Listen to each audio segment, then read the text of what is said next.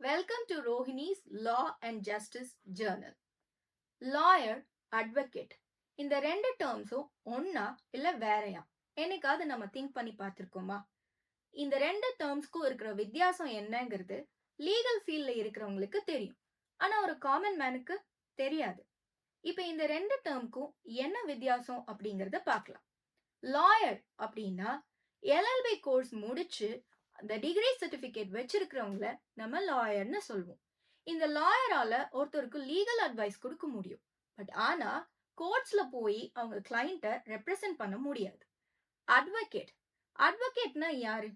ஒரு லாயர் அவர் degree complete பண்ண பிறகு பார் கவுன்சில்ல போய் என்ரோல்மெண்ட் பண்ணிட்டு அவருக்கான லைசன்ஸை வாங்குவார்.